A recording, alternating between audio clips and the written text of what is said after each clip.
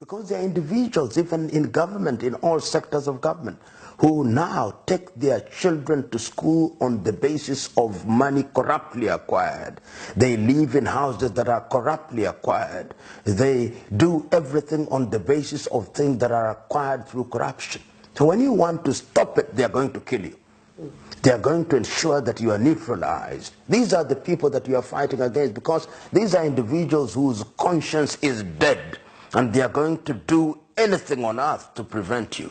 In fact, when one chooses to fight corruption, one must remember that he or she can't be eliminated at all times.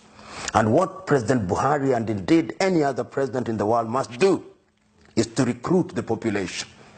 If the population has been wedded to the idea that corruption is a bad thing, then that is the beginning of the success of that battle. When I see, for example, your former Minister for Petroleum being investigated in the United Kingdom without being a sadist, I'm very happy. Because if you look at the wealth that he is alleged to have accumulated, that is unexplained wealth. Even if he lived for she lived for 1,000 years, she would never make that kind of money. James Seabury, who was prosecuted, convicted, and served sentence in the United Kingdom. What lacks in Africa is punishment. Impunity is alive and well in Africa. And we, the electorate, as I say, times without number, are in the business of celebrating thieves.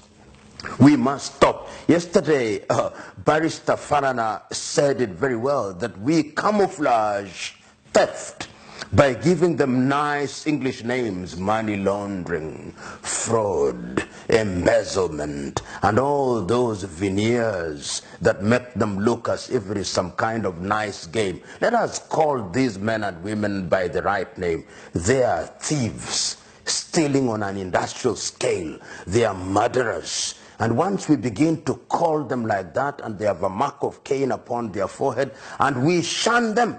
Has it been done in African countries? Yes, it has been done. And I keep on repeating, in countries such as Tanzania, they are being dealt with. In Rwanda, they are being dealt with. In Mauritius, they are being dealt with. In Botswana, they are being dealt with. Once you begin to deal with them, then the others who may want to behave like them will begin to take the cue. We must, in the nature of things, earn what we earn through the sweat of our brow.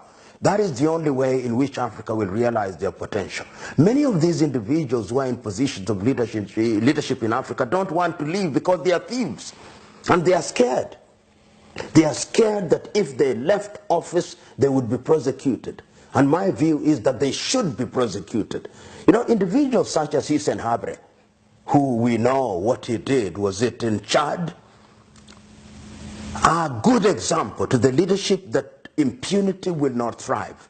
Because I've been talking to a friend of mine from the Cameroons who tells me what is happening in their country right now.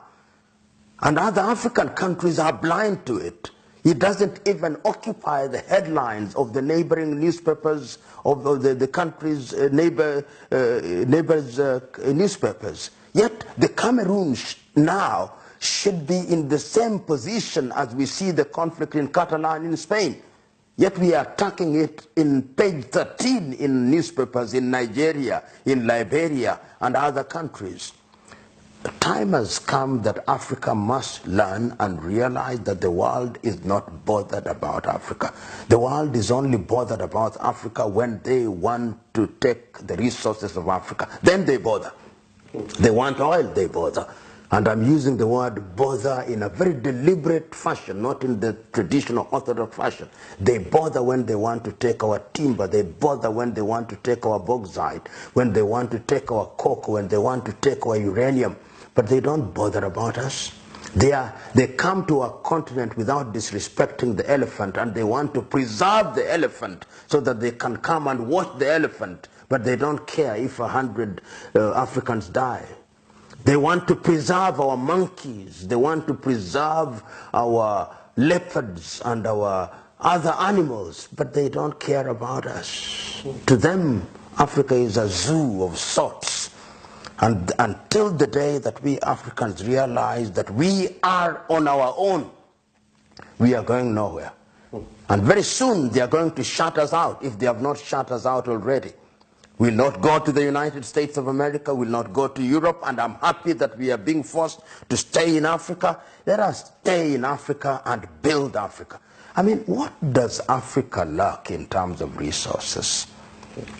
What do we lack? If it is solar energy, which continent is capable of producing solar energy to light this continent and the entire earth?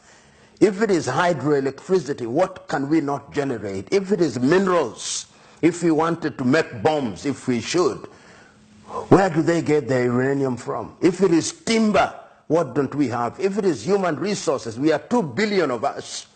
And we are people who have intelligence. And yet we are kept in a constant state of conflict. The Europeans, the French persuading their former colonies that they are more French than they are Yoruba. They are more French than they are Wolofs and Mandinkas. The British persuading us that we are more British than we are Ibibio or Yoruba. And of course, when we find ourselves in that schizophrenic state, then we engage in internal conflict and they sell their arms to us. Tell me, which African country makes guns? None. It's really revealing.